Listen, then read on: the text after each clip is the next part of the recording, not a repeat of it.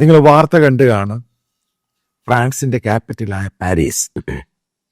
നമ്മൾ മലയാളികളും ഇന്ത്യക്കാരും ഒക്കെ പാരീസ് എന്ന് പറയുന്നത് വലിയ ഭയങ്കര സിറ്റി ആയിട്ടാണ് കരുതുന്നത്.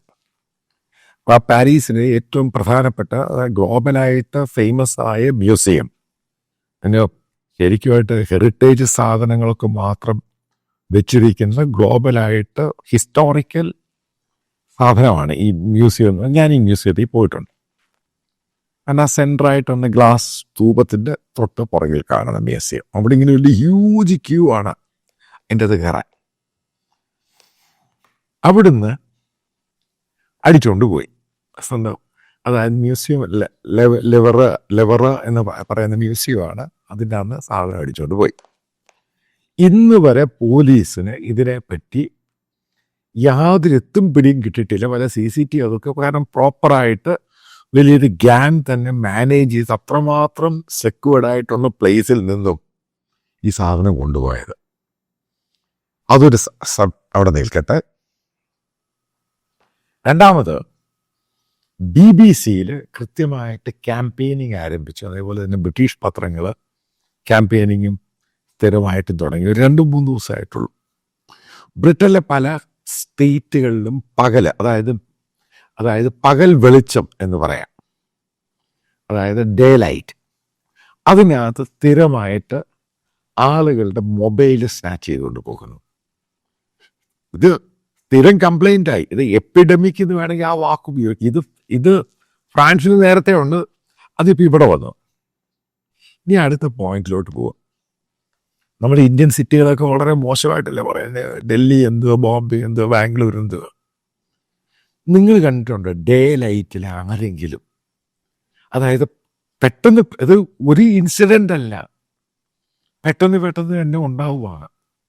ഈ ഡേ ലൈറ്റിൽ മൊബൈൽ എടുത്തുകൊണ്ട് പോകുന്നു, അവരുടെ ബാഗുണ്ട്, അതെടുത്തുകൊണ്ട് പോകുന്നു. കണ്ടിട്ടുണ്ടോ? വളരെ കുറച്ചേ കാണത്തുള്ളൂ. അവിടെയൊക്കെ പെട്ടെന്ന് ആൾക്കാർ കയറി പിടിക്കും, അതൊക്കെ പിടിക്കും. ഇത് ശരിക്കും നമ്മൾ കമ്പയർ ചെയ്യുവാണെങ്കിൽ, ഞാൻ എൻ്റെ അഭിപ്രായത്തിൽ പറയാം, പാരീസിനേക്കാളിലും ഈ പറയുന്ന ബ്രിട്ടനേക്കാളിലും സേഫ് ഇന്ത്യൻ സിറ്റികളാണ്. ഞാൻ കൃത്യമായിട്ട്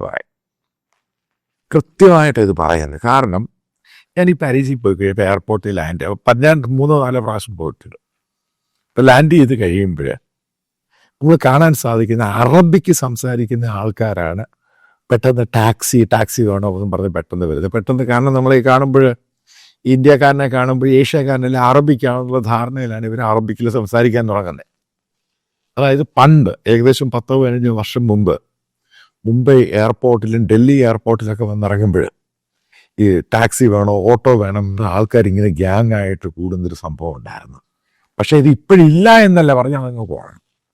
കാരണം ആൾക്കാർ കൂടുതൽ ഡിജിറ്റലായി ഊബറിലോട്ടും ഓലയിലോട്ടും. ഇപ്പോൾ ഈ പറയുന്ന സ്ഥലങ്ങളിലെല്ലാം ഈ ഊബറും ഊബറും ഇതേപോലെ ആപ്പ് ടാക്സിയും ഒക്കെ ഉണ്ട്. പക്ഷേ പാരീസിലുണ്ടാകാനിപ്പോൾ അവിടുന്ന് ഞാനതൊന്നും എടുക്കാതെ ഞാൻ ഒരു ടാക്സി എടുത്ത് ഞാൻ ഉദ്ദേശിച്ച സ്ഥലത്തോട്ട് പോകുന്ന സമയത്ത് ഡ്രൈവർ എന്നോട് പറഞ്ഞു, ഞാനപ്പോൾ കാറിൻ്റെ ഗ്ലാസ് താഴ്ത്തിയിട്ടേക്കുക. എന്നോട് പറഞ്ഞു ഗ്ലാസ് പൊക്കിയിടാൻ പറഞ്ഞു. എന്നോട് പറഞ്ഞു നിൻ്റെ മൊബൈൽ അടിച്ചുകൊണ്ട് പോകുമെന്ന് പറഞ്ഞു. കാരണം സ്ഥിരം പരിപാടിയാണ്. കാറിൻ്റെ അകത്ത് പോകുന്നു, ബൈക്കേ വരുന്നു, അല്ലെങ്കിൽ അപ്പുറത്ത് നിൽക്കുന്ന മറ്റൊരു കാറ് അടുത്ത് വയ്ക്കുന്നു, അതെടുത്തുകൊണ്ട് പോകുന്നു, അവൻ തിരിച്ചങ്ങോട്ട് പോകുന്നു.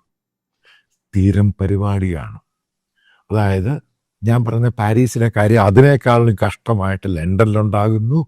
ഇതേപോലെ, അതായത് ഞാൻ നേരത്തെ ഒരു വീഡിയോയിൽ ഡിസ്കഷൻ്റെ അകത്ത് പറഞ്ഞു വാഷിങ്ടൺ DC, കാരണം അവിടെ താമസിക്കുമ്പോൾ രാത്രി ആൾക്കാർ പറയും അവിടെ ആ ഭാഗത്തോട്ട് പോകരുത്, ആ രീതിയിൽ അങ്ങോട്ട് പോകരുത്, ഗ്യാങ്സ് ആണ്. എന്തുകൊണ്ടാണ് ഇതിൻ്റെ പോലീസിനെ കൺട്രോൾ ചെയ്യാൻ പറ്റാതെ? ഇതിനകത്തൊക്കെ പെനട്രേറ്റ് ചെയ്ത് കയറിയിട്ടുണ്ട്. ഇതാണ് പ്രശ്നം. അതായത് നമ്മൾ ഉദ്ദേശിക്കുന്ന പോലെ ഇന്ത്യയിൽ ഇപ്പം ആൾക്കാരെ പോലീസ് ഒരാളെ പിടിച്ചു കഴിഞ്ഞാൽ ഇന്ത്യയിൽ സ്ഥിരമായിട്ട് ഇന്ത്യൻ പൊളിറ്റിക്കൽ രീതിയിൽ ചിലപ്പോൾ അവരെ സ്വാധീനിക്കാനും SHOയെ വിളിച്ചു പറയാനും അവരെ വിളിച്ചു പറയാനൊക്കെ ആൾക്കാരുണ്ട്. പക്ഷേ ഇതൊന്നും ഈ പറയുന്ന പൊളിറ്റീഷ്യൻസും അവരൊന്നും ഈ പറയുന്ന പാരീസിലാണെങ്കിലും UK-യിലാണെങ്കിലും അമേരിക്കയിൽ ആരൊന്നും വിളിച്ച് പറയുന്നില്ല. അങ്ങനെ ആരും പോകാറുമില്ല. അപ്പം അതിനേക്കാളും ശക്തമാണ് ഈ ഗ്യാങ്.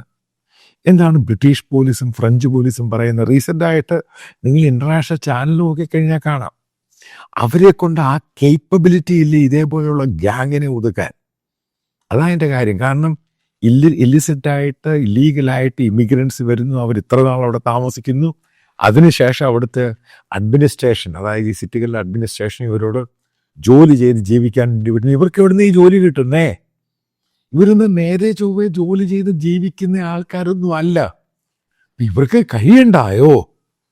അതിനാകെ ഉള്ളത് മോഷണം മാത്രം. ഇതേപോലെയാണ് ഞാൻ നേരത്തെ ഒരു വീഡിയോ പറഞ്ഞത്, കാനഡയിൽ ഇന്ത്യക്കാരായ ആൾക്കാർ പഠിക്കാനോ അതിനൊക്കെ പോയിട്ട് അവസാനം നിങ്ങൾ നോക്കുക, എത്ര ഇന്ത്യക്കാരെയാണ് പറഞ്ഞു വിട്ടത്, എത്ര ഇന്ത്യക്കാരെ ഡീറ്റെയിൻ ചെയ്തേക്കുന്നത്. അടുത്ത വർഷം കണ്ട് 20-25,000 ഇന്ത്യക്കാരെയാണ് പറഞ്ഞു വിടാൻ ഉദ്ദേശിക്കുന്നത്. കാരണം അവിടെയും ഈ ജോലിയില്ല, എന്ത് ചെയ്തായി ജീവിക്കുന്നേ? അതാണ് ക്വസ്റ്റ്യൻ. കാരണം അങ്ങനെയാണെങ്കിൽ പല ജോലികളുണ്ട്, ഈ പല ജോലികളും ഇവർക്ക് ആർക്കൊന്നും ചെയ്യാൻ മടിയെ. ഇതെങ്ങനെങ്കിലും തരികടയായിട്ട് അവിടെ പോകുന്നു, എന്നിട്ട് അസൈലം ആപ്ലിക്കേഷൻ കൊടുക്കുന്നു, അത് കൊടുക്കുന്നു. പക്ഷേ ഒരു കാര്യം ഞാൻ പറയും, ഇന്ത്യൻ സിറ്റികൾ ഈ പറയുന്ന അമേരിക്കയിലെ വാഷിങ്ടൺ DC അനുസരിച്ച് ഇപ്പോൾ ഒത്തിരി മാറി എന്ന് പറയുന്നു, അതേപോലെ ഷിക്കാഗോ, അപ്പോൾ അതുപോലെ പാരീസ്, അതുപോലെ UK, ബ്രിട്ടൻ, ഈ സിറ്റികളെക്കാളും സേഫ് ഇന്ത്യൻ സിറ്റികളാണ്. പല മണ്ടന്മാർക്കും അറിയത്തില്ല. കാരണം ഇവിടെ ആണെങ്കിൽ രാത്രിയും പകൽ, എനിക്ക് കേരളത്തിലെ ഈ ആൾക്കാർ പെണ്ണുങ്ങളൊന്നും രാത്രി 7 മണി കഴിഞ്ഞ് ഇറങ്ങാറില്ല സിറ്റികളിലൊന്നും. അത് സ്വാഭാവികമാണ്, കാരണം പല പേടി അത് ഇതുമൊക്കെ ഉണ്ട്. പക്ഷെ ഇന്ത്യയിലെ പല സിറ്റികളിലും കൃത്യമായിട്ട് പറയാം, നമ്മുടെ പോലീസിങ് ഇവരുടെ പോലീസിങ്ങിനേക്കാൾ മെച്ചമാണ്. ഒരു കള്ളത്തരം ഉണ്ടാകുന്ന പ്രശ്നം ഉണ്ടാകുന്നു, ഇവിടെ മറ്റു പല പ്രശ്നങ്ങളും പൊളിറ്റിക്കൽ ഇൻ്റർഫറൻസും ആൾക്കാരുടെ ഇൻഫ്ലുവൻസും എല്ലാം ഉണ്ട്. പക്ഷെ പോലീസ് ആക്ട് ചെയ്യും. ഇപ്പോൾ കേരളത്തിലൊരു മോഷണം നടന്നു, അത് നടന്നു, നിങ്ങൾ കണ്ട കേരള പോലീസ് എത്ര ചില കാര്യങ്ങളൊക്കെ അവർ വേണമെന്ന് പറഞ്ഞാൽ അവർ ആൾക്കാർ റിസൾട്ട് കൊണ്ടുവരും. അതിനേക്കാളും കഷ്ടമല്ലേ പാരീസിൽ? ആലോചിച്ച് ബ്രിട്ടനിൽ അവിടുത്തെ പത്രങ്ങൾ തന്നെ പറയും ഇതിലൊരു ഒരു ഒരു ഭ്രാന്തൻ രീതിയിലോട്ടങ്ങ് പോവുകയാണ്. ആൾക്കാരെ ഉപദ്രവിക്കുക, അവരുടെ സാധനങ്ങൾ എടുക്കുക, സ്ത്രീകൾക്ക് സ്വതന്ത്രമായിട്ട് നടക്കാൻ പറ്റുന്നില്ല. ഇതിൻ്റെ കാര്യം ഈ രാജ്യങ്ങളെടുത്ത ചില നിലപാടുകളാണ് പ്രശ്നം. ഹ്യൂമനിറ്റേറിയൻ ഇത് കുടച്ചക്രം എന്നൊക്കെ പറഞ്ഞ് ഇലിസിറ്റായിട്ട് ഇല്ലീഗലായിട്ടും വരുന്ന പല ഇമിഗ്രൻസിനെ അവിടെ കയറ്റി, എന്നിട്ട് അവർക്ക് താമസിക്കാൻ കൊടുത്തു, എന്നിട്ട് അവിടുത്തെ പല പൊളിറ്റിക്കൽ പാർട്ടികൾ അവരെ സപ്പോർട്ട് ചെയ്തു. അവസാനം ആ രാജ്യത്തെ പ്രശ്നം ഉണ്ടാക്കുന്നു. ഈ സ്ട്രീറ്റിൽ ഡേ ലൈറ്റിൽ അല്ലെ പകൽ വെളിച്ചത്തിൽ ഇതേപോലെയുള്ള മോഷണവും, മൊബൈൽ അടിച്ചുകൊണ്ട് പോകുന്നു, ബാഗ് അടിച്ചുകൊണ്ട് പോകുന്നു, സ്ത്രീകളെ ഉപദ്രവിക്കുന്നു, പെട്ടെന്ന് വണ്ടിയെ കയറ്റുന്നു, ഇത് എവിടെ പോയി നിൽക്കുമെന്ന് ഉദ്ദേശിക്കുന്നു. അത് അരാജകത്വമാണ് ഇതിൻ്റെ ആകെ തുകയെന്ന് പറയുന്നത്. കാരണം ഈ ചെയ്യുന്ന ആൾക്കാർക്ക് ഗ്യാങ്സ് ഉണ്ട്, അവർക്ക് എങ്ങനെങ്കിലും പണം വേണം, അതിനവർ ഏത് വഴി ഉപയോഗിക്കും. കാരണം പോലീസിന് ഒരു പരിധിക്കുള്ളൊന്നും ചെയ്യാൻ പറ്റത്തില്ല, ഇഷ്ടംപോലെ കേസുകൾ അങ്ങ് മറിയുക, ഏത് കേസ് അറ്റൻഡ് ചെയ്യും? ഇതാണ് ഞാൻ പറയുന്നത്, സായിപ്പൊക്കെ അനുഭവിച്ചേ മതിയാവത്തുള്ളൂ. അവർ ഇന്ത്യ എല്ലാ സ്ഥലങ്ങളിലും എല്ലായിടത്തും കുറ്റങ്ങൾ പറയുമ്പോൾ നമ്മൾ ഡെവലപ്പിംഗ് രാജ്യമാണ്, നമ്മൾ ഡെവലപ്പ് ചെയ്ത് വരുവാണ്. പക്ഷേ നമ്മളൊരു കാരണവശാൽ നമ്മുടെ സിറ്റികളാണെങ്കിലും അവിടെ ഇതേപോലെയുള്ള ഡേ ലൈറ്റ് ലൂട്ടും, ഇതേപോലെ സ്ത്രീകളെ ഉപദ്രവിക്കുന്നതും, അവരുടെ സാധനം അടിച്ചു മാറ്റുക, മൊബൈൽ കൊണ്ടുപോകുക, ഇതൊന്നും അവിടുത്തെ അത്രയും. കാരണം ഇവിടുത്തെ സിറ്റികളിലെ ജനസംഖ്യ എത്രയോ 10 മടങ്ങ് ഇരട്ടിയാണ്. പക്ഷെ ഇവിടുത്തെ ഉണ്ടാകുന്നില്ല, ഇത്രയും ഉണ്ടാകുന്നില്ല. ഇവിടെ ഉണ്ടാകുന്നുണ്ട്, പക്ഷെ അതിനൊക്കെ ഒരു റിസൾട്ട് കൊടുക്കാൻ ഇവിടുത്തെ പോലീസിങ്ങും ഇവിടുത്തെ പൊളിറ്റിക്കൽ അഡ്മിനിസ്ട്രേഷനും അവരുടെ കൂടെ നിന്ന്, വിക്ടിമിൻ്റെ കൂടെ നിന്ന് അവരെ സഹായിക്കുന്നുണ്ട്. അതിനേക്കാൾ ഏറ്റവും മോശമായിട്ടാണ് ഡെവലപ്ഡ് രാജ്യങ്ങളുടെ പല സിറ്റികളുടെയും പോക്ക്, ഇൻക്ലൂഡിങ് വാഷിങ്ടൺ, ഇൻക്ലൂഡിങ് ഷിക്കാഗോ, ഈ പറയുന്ന ഗ്രേറ്റ് ബ്രിട്ടനിലെ ലണ്ടൻ, അതേപോലെ ലണ്ടനിലെ പല സിറ്റികളിൽ. കാരണം അധികമായിട്ട് ആൾക്കാരെ കയറ്റി അവരിന്ന് അനുഭവിക്കുക. അവിടുന്നും പല സീയും ക്രോസ് ചെയ്ത് വന്നവരെയെല്ലാം അവിടെ അക്കോമഡേറ്റ് ചെയ്ത് അവസാനം ആ രാജ്യം കൊടുക്കുന്ന വില മനസ്സിലാക്കണം. അവർ വലിയ പൈതൃകമായിട്ട് ഹെറിറ്റേജായി സൂക്ഷിച്ച അവരുടെ മ്യൂസിയത്തിൽ നിന്ന് തന്നെ സാധനം അടിച്ചുകൊണ്ട് പോകുന്നു. ഈ രീതിയിലാട്ട് മുന്നോട്ട് പോകുന്നതെങ്കിൽ മനസ്സിലാക്കിക്കോണം, പല ഇന്ത്യക്കാരും കരുതിയിരിക്കുക ഈ രാജ്യങ്ങളിലെ പല സിറ്റികളും, അതായത് നമ്മൾ സ്വപ്ന നഗരങ്ങൾ എന്ന് പറയുന്ന ഈ നഗരങ്ങളൊന്നും തന്നെ സേഫ് അല്ല. അതാണ് അവിടുത്തെ പത്രങ്ങൾ തന്നെ അതിഭയങ്കരമായ രീതിയിൽ അതിനെതിരെ വലിയൊരു ക്യാമ്പയിൻ നടത്തുക. പക്ഷെ പോലീസ് ഒന്നും ചെയ്യാൻ പറ്റുന്നില്ല, ആ രീതിയിലോട്ട് പോവുകയാണ്.